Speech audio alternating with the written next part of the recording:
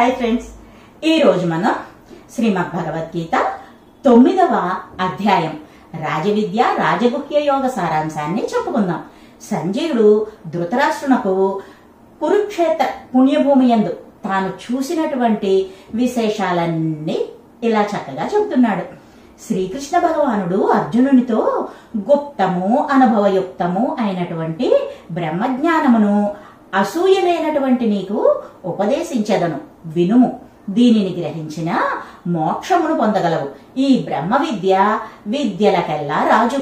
ఈ బ్రహ్మ విద్య అవిద్యను నశింపచేయును కనుక పవిత్రమైనది, ఉత్తమమైనది, బ్రహ్మానంద ఫలము కలిగినటువంటిది. ఓ పరంతప, జనులు శ్రద్ధ భక్తి లేసమైనను లేక మృత్యు సంసార రూపమైనటువంటి నరకమందు తిరుగాడుచున్నారు. ఈ సమస్త జగత్తు నా పరభావముచే వ్యాపింపబడి ఉన్నది. నిఖిల భూతములు కారణభూతుడనగు నా యందు ఉన్నవి. కాని నేను ఆకాశము వలె అసంగుడనగుట వలన వాని యందు నేను లేను.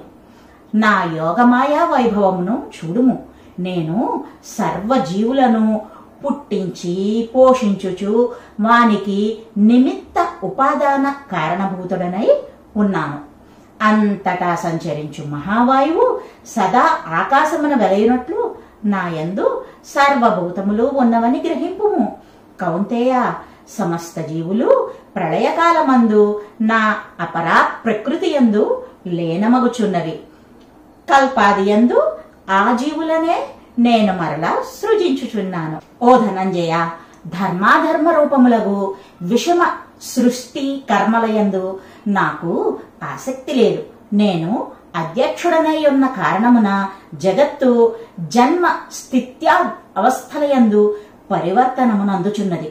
సర్వేశ్వరుడనైనను మనుష్య దేహము ధరించి ఉన్నందున నా పరమాత్మ తత్వమును తెలియని వారై నన్ను పరాభవించుచున్నారు. నిష్ఫలమగు కామ్యకర్మలను అనుష్ఠించువారు వివేకశూన్యులు మోహముచే దేహాత్మవాదమును ఆశ్రయించి రాక్షస అసుర స్వభావం కలవారే నన్ను గుర్తించుటలేదు.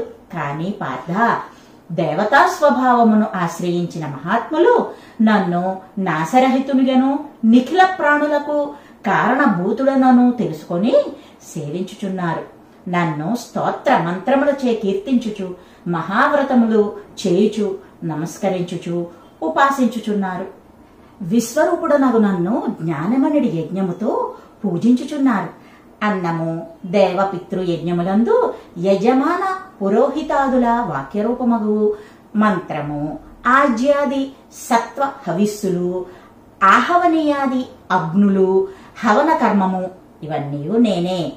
ఈ జగత్తునకు తల్లియు తండ్రియు కర్మఫల ప్రదాతయు బ్రహ్మజ్ఞాన సాధనమగు పవిత్ర ఓంకారమును ఋగ్యజు సామ అధర్వణ వేదములు అన్నీయు నేనే. కర్మఫలమును పోషకుడను ప్రభువును శుభాశుభములకు సాక్షి ప్రత్యుపకారాపేక్ష లేకనే ఉపకారము చేయు సుహృదుడను జగద్దుత్పత్తి స్థితి లయ కారకుడను అంకురించు ధర్మము కలవానికి అంకురమును ఇవన్నీ నేనే. నేను సూర్యరూపమున వేడిని ఇచ్చుచున్నాను.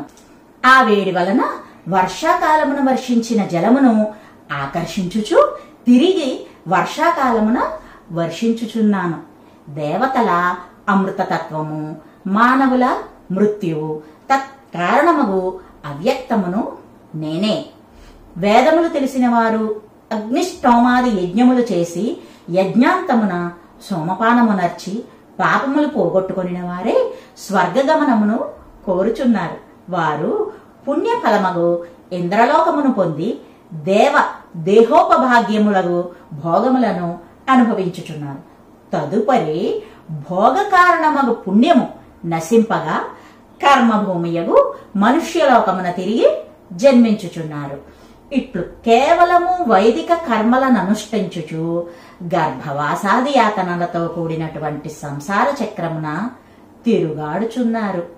నిష్కాములకు ఏ జనులు పరమేశ్వరుడనగు నన్ను ఆత్మరూపంగా భావించుచు ఉపాసించుచున్నారో వారి యొక్క యోగక్షేమములు నేనే వహించుచున్నాను. ఓ కౌంతేయ, ఇతర దేవతలను పూజించు భక్తులు కూడా నన్నే అజ్ఞానపూర్వకముగా పూజించుచున్నారు. నేను సమస్త యజ్ఞములకు అధియజ్ఞ స్వరూపుడనగుటచే భోక్తను ఫలప్రదాతను కూడా అగుచున్నాను. దేవతాంతరయాజులు వాసుదేవుడనగు నన్ను యథార్థముగా తెలియక జ్ఞానఫలమగు మోక్షమును పొందక సంసారమున తిరుగుచున్నారు. పితృదేవతల యందు భక్తి శ్రద్ధలు కలిగిన వారు అర్యమాది పితృగణమును పొందుచున్నారు. వినాయక మాతృగణాది భూతములను పూజించువారు ఆయా భూతములను పొందుచున్నారు. నా పూజా తత్పరులకు విష్ణు భక్తులు నన్నే పొందుచున్నారు. భక్తితో సమర్పించు ఆకు గాని, పువ్వు గాని, పండు గాని, నీరు గాని దేనినైనను నేను ప్రీతితో స్వీకరించుచున్నాను. ఓ కుంతీపుత్రుడా, కౌంతేయ, నీవు చేయు ఆశ ఆపేక్ష లేనటువంటి నిత్యాగ్నిహోత్రాది హోమములు, అతిథి సత్కారాది రూపమైన అన్న హిరణ్యాది దానములకు వైదిక కర్మలు, పాప నివృత్తికై చేయు వ్రతములు, తపస్సును నాకు అర్పింపుము. పుణ్య పాప రూపమగు కర్మబంధము నుండి విడివడుదు. సమస్త లౌకిక వైదిక కర్మలు పరమేశ్వరునకు అర్పించుట అను సన్యాసయోగముతో కూడిన అంతఃకరణము కలవాడవగుచో జీవన్ముక్తుడవై నన్ను పొందెదవు. జీవులందరూ నాకు సమానులే. నన్ను భక్తితో సేవించువారు నాయందు ఉందురు. వారి హృదయములందు నేను వెలయుచుందును.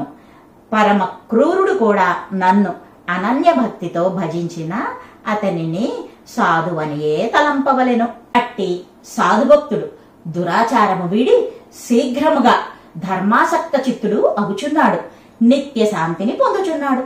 కౌంతేయ, నా భక్తుడెన్నడును నశింపడు. పార్థ, నా శరణు పొందిన వారు అంత్యజన్ములైనను, జంతువులైనను, స్త్రీ వైశ్య శూద్రులైనను మోక్షమును పొందుదురు. పుణ్యపురుషులు, ద్విజులు, రాజర్షులు మోక్షము పొందుదురని వేరుగా చెప్పనేలా? దుర్లభమైనటువంటి మానవ జన్మ లభించినందులకు నన్ను సేవింపుము. ఇది అనిత్యమగుట వలన ఆలసింపవలదు. సుఖరహితమగుట వలన సుఖ ప్రయత్నము చేయవలదు. నాయందే మనస్సు కలవాడవై నన్నే పూజించుచు మనోవాక్కాయ కర్మలచే నాకు నమస్కరించుచు నా భక్తుడవు కమ్ము. ఇట్లు సర్వ భూతాత్మస్వరూపుడనగు నన్నే ధ్యానించుచున్నచో నన్ను పొందగలవు. ఇదే శ్రీమద్భగవద్గీత 9వ అధ్యాయ రాజవిద్య రాజగుహ్య యోగ సారాంశము.